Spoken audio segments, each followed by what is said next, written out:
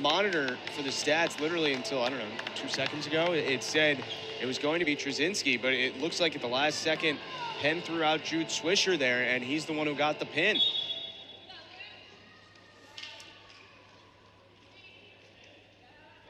So regardless, a big win for Penn as they move to 4-0 on the day so far in the duel. And we continue on with 157, Joe Cangro from Harvard against Lucas Revano for the Quakers.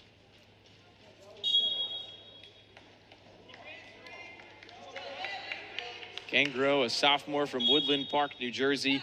Him and Jimmy Harrington kind of going week on, week off, just based off of matchups. Coach Weiss really happy with that. Has a lot of confidence in both guys.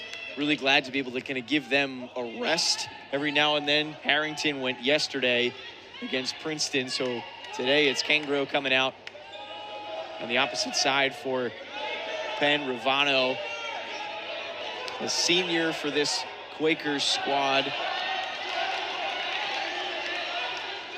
Qualified for the 2022 NCAA Championships at 165. Entire family of athletes are the Revanos. His dad played football at Albany, his brother soccer at RPI, his sister a track and field athlete at Sacred Heart.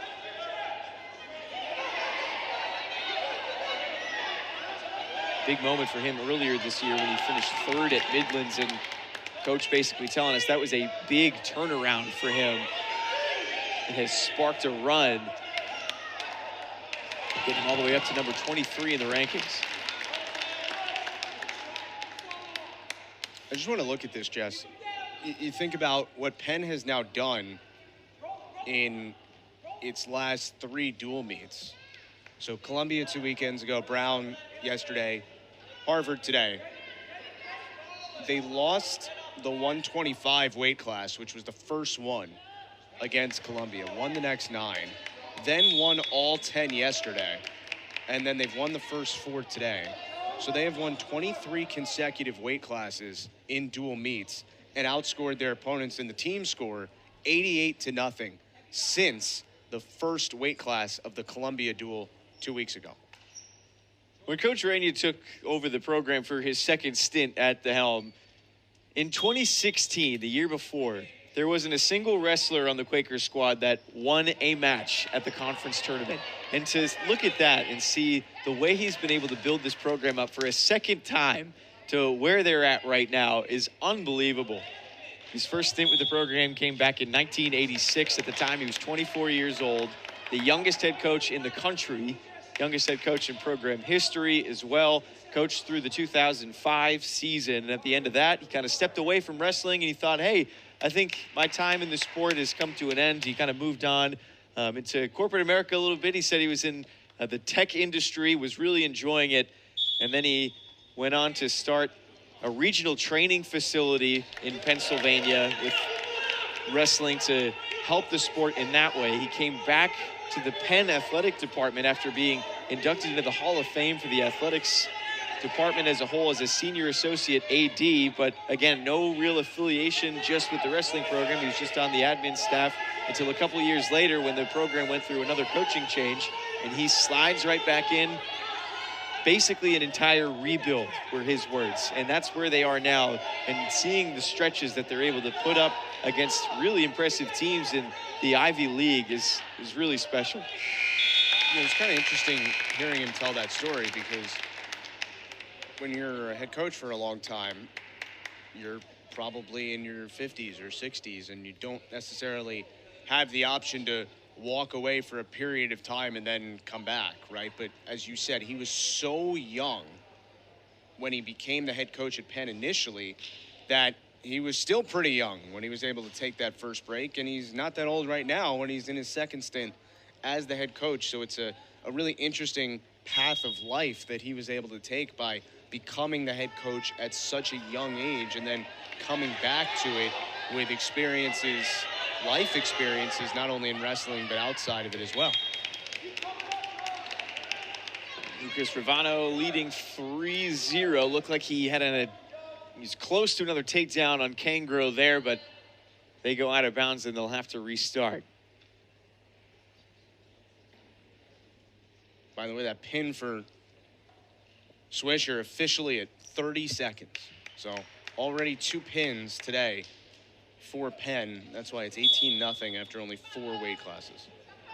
Jude Swisher kind of goes back and forth for this Penn squad at 149 and 157. He's been in and out of the rankings at 157 where we are now. So you see the dynamic approach that they have. There's so many different options.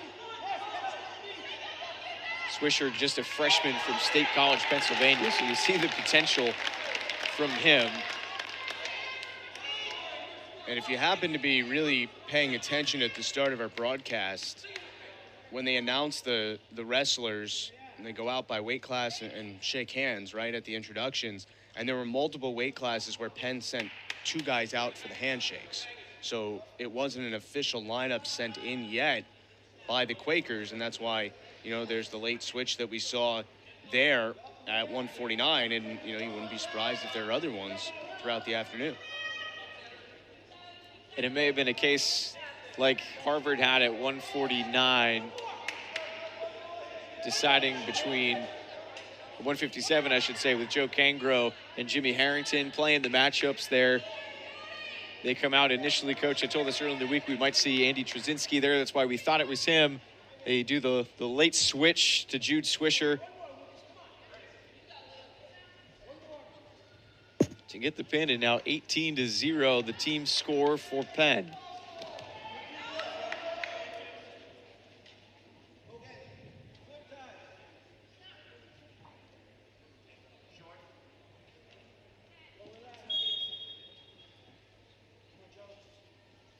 Only 8 seconds remaining in period number 2.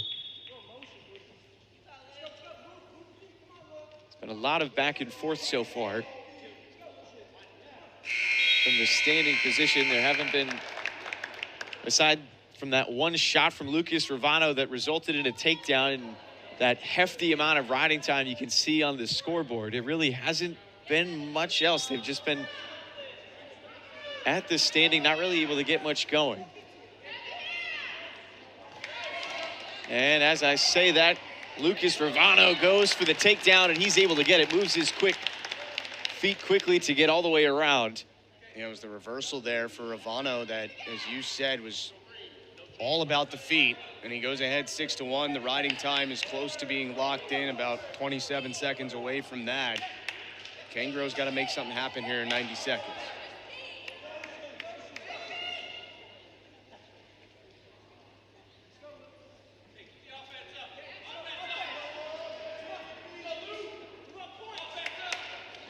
Cangro again working the legs. Revano, I should say, of Cangro.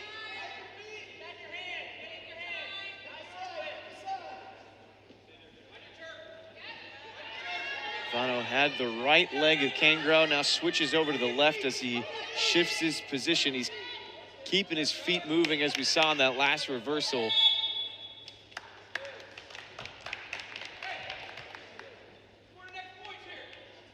Riding time point, Jess, is locked now, so it is essentially 7-2. One more takedown for Revano puts him in major decision territory.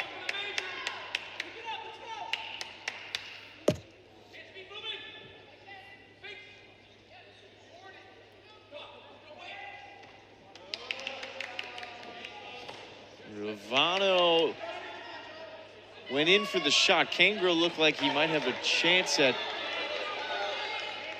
defending it, and now with his on the back of Revano, it looked like he might be able to score the reversal, but it just didn't quite materialize for him. And now it's Revano taking control of it. He gets the reversal instead, and with 10 seconds to go, that looks like it's going to lock in a major decision victory for Lucas Revano at 157.